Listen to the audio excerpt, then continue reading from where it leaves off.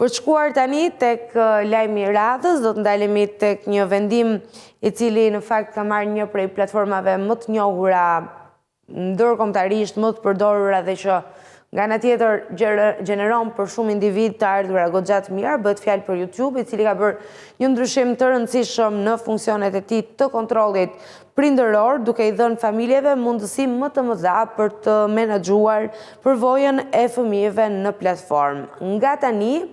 prindërit mund të çaktivizojnë plotësisht funksionin Shorts, videot e shkurtra që shpesh mbeten pafund duke u parë, duke bërë scroll aty në ekranin e telefonit. Përmes aplikacionit Google Family Link dhe veçorive të reja për llogaritë e mbikëqyrura, prindërit mund të vendosin kufi strikt ditor për përdoruesit nën 18 vjeç. Duke vendosur kohën e përdorimit në 0 për Shorts, ata sigurojnë që fëmijët mos kenë akses në këtë përmbajtje pa kontroll. Kjo veçori u krijuar për të adresuar shqetësimet e rritura lidhur me shikimin e tepruar të videove të shkurtra dhe ndikimin e tyre tek zakonet digjitale të rinjve. Nuk e di nëse ju e mbani mend, po pak më herët teksa ne patëm mundësi të diskutonin për rikthimin e TikTok në Shqipëri me një ekspert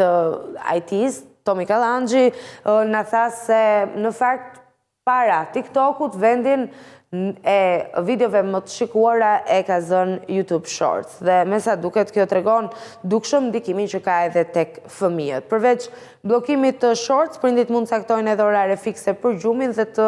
vendosin kujtesa për pushime të cilat nuk mund të ndryshohen nga fëmijët. Këto mjete ndihmojnë në krijimin e rutinave më të shëndetshme dhe të një ekuilibri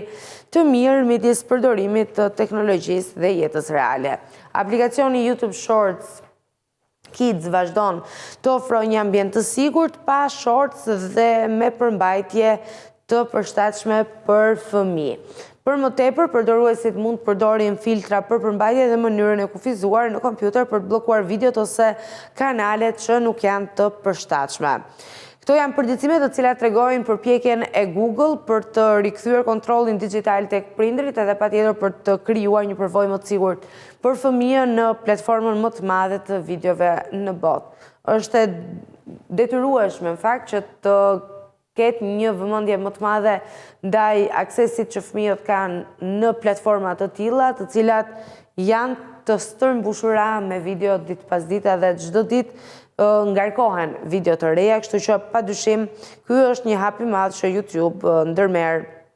lidhur me gjithçka që bëhet fjalë sa i përket sigurisë së fëmijëve në internet.